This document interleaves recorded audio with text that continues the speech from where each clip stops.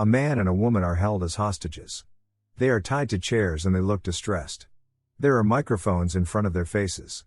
A scary masked man torments the man in sadistic ways. The woman screams in fear as the man is being hurt. The man tells her not to scream because that is what their torturer wants. The pain is too much, and the man faints. We are shown a car with two best friends that are vibing and having a good time. The blonde girl is Artemis. She mentions how she auditioned as a singer but the judges did not accept her. Artemis explains how she does not care about the audition. Her best friend, Shira, says how Artemis only went to the audition because her father pressured her to do so. Suddenly, Artemis gets a phone call from her father. Her father asks her how the audition went and Artemis lies to him. And says that she got accepted and is on her way to the studio to record a song. Artemis and Shira walk through a beautiful, lush, forest. They go into a rustic but comfy-looking summer house. Photos of Artemis and her family are found throughout the house. It seems like she has a lot of childhood memories here. Artemis is excited that all their high school friends will be coming over. But she is regretting letting Shira convince her to invite Alex. Artemis doesn't like that Alex always pressures people to do illicit substances. But Shira says it will be fine since they are all grown up. The girls decide to put on some music and clean the place up. While cleaning, Shira finds a small mysterious computer chip. It seems to be a memory card. The girls plug in the chip onto a laptop but it is encrypted and won't unlock. All of a sudden we see the hands of a creepy old man in his van. He is listening to a weird audio file of people groaning and crying. The creepy old man hums to himself as if he is listening to music. Could he be the sadistic torturer? The girls are walking to the treehouse, but Artemis pushes Shira back. There was a bear trap in front of them. Artemis mentions how there are hunters in this area that don't respect the boundaries of private property. But it is still unusual for them to set traps. The girls reach the treehouse and are excited. Artemis has a heartwarming moment with Shira. Artemis says that Shira is her best friend forever and that she loves her. Shira says she loves her too.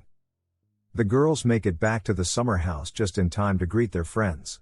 Shira hugs Theo. They are good friends. But it gets awkward between her and Declan. They have a romantic history. They all make their way inside, and then Alex appears out of nowhere and greets Shira.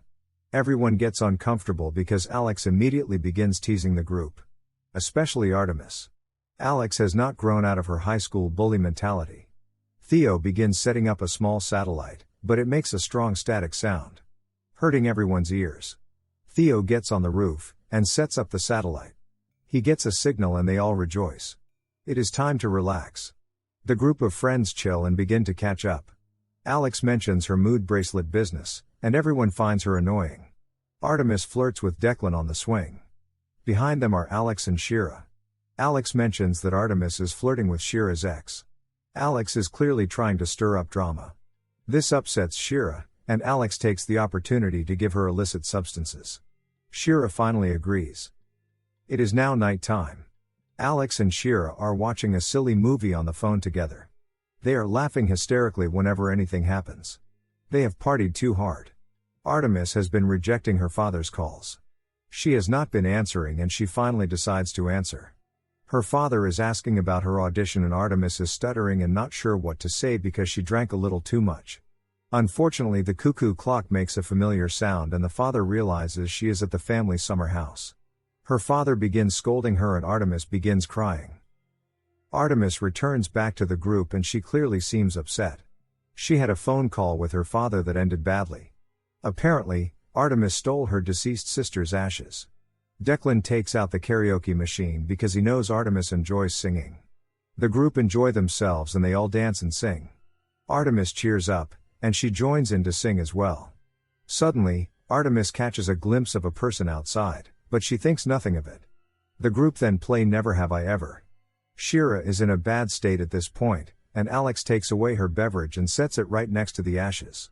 Shira reaches out for her bottle, knocking over the ashes in the process. Artemis gets angry at Shira and they begin to have an argument.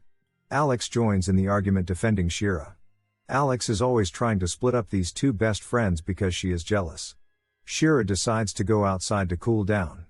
We see her crawling back, begging for help. But it is too late for her.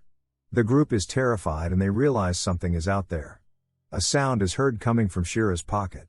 There is a walkie-talkie with a creepy voice demanding they give him the memory chip. The creepy man says to put the memory chip in a ring box so it is not damaged. The group tells him they don't know what he is talking about, but Artemis knows. Theo is tech savvy and knows how to unlock the memory chip. He plays the audio file in the memory chip. It is the sound of people's agonizing screams. The group is freaked out by this, and they turn off the laptop.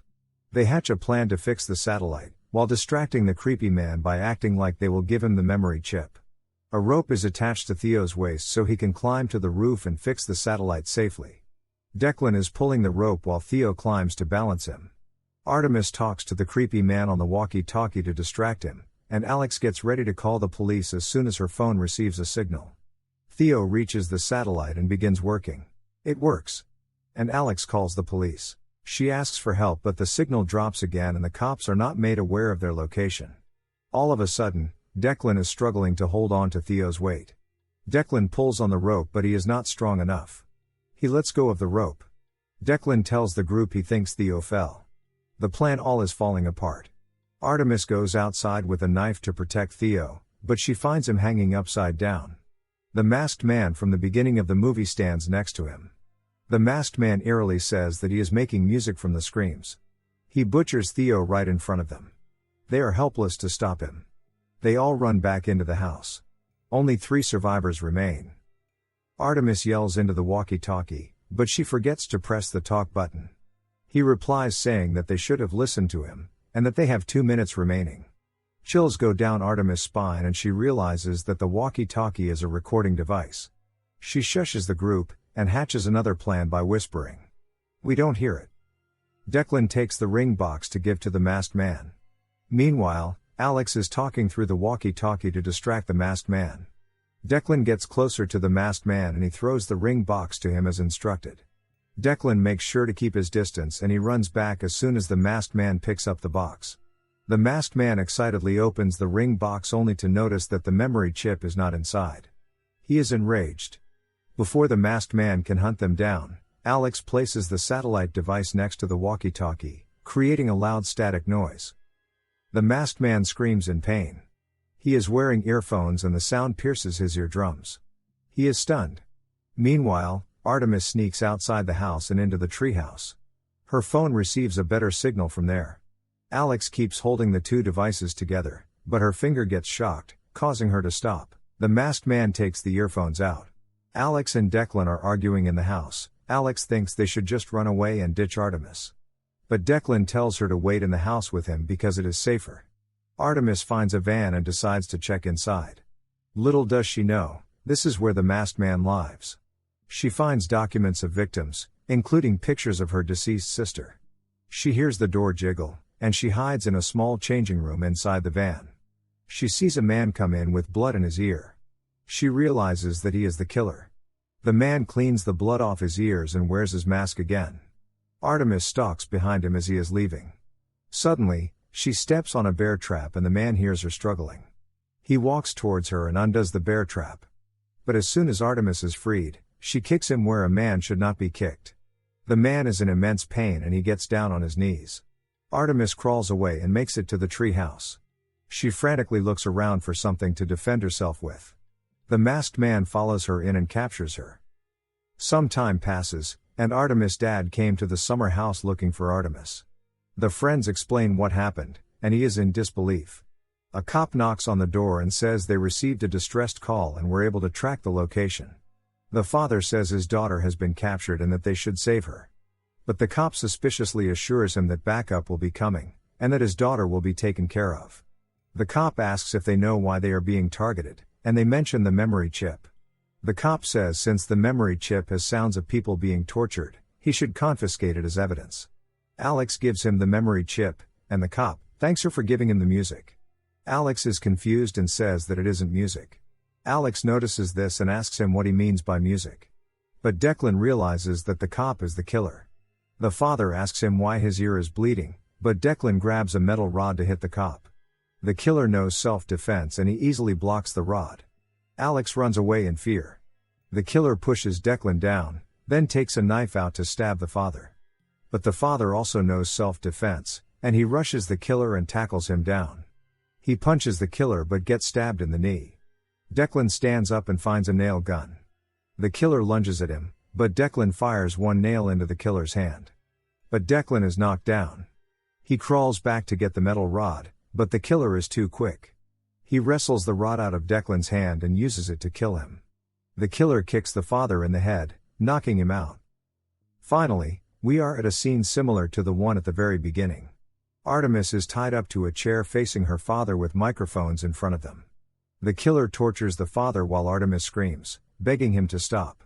The killer shushes her and says she is terrible at this game. Artemis realizes that the killer wants her to sing. He begins to play the piano while Artemis sings in a panicked tone. Now it is the father's turn, and the killer points the microphone towards him. The father headbutts him, and the killer grabs a hammer and savagely bludgeons the father. Artemis slips out of the chair. She grabs a knife and stabs the killer. It is too late for her father. She finds a flare gun and takes it. She runs outside the creepy shack. She trips over a spike trap, and sees that Alex impaled upon the spikes. Artemis fires the flare gun but the killer catches up to her. He pushes her down, then wrestles the knife out of her hand, and plunges it into her stomach. The killer says that the voice of a dying person is the sweetest sound. He leaves Artemis for dead. Police sirens blare in the distance as the killer rushes to his van to make his great escape. The killer smiles to himself because he is getting away with his crimes, but he hears the door to his van jiggle. Artemis walks towards him holding a rifle to his head. She finally gets revenge for what he did to her family.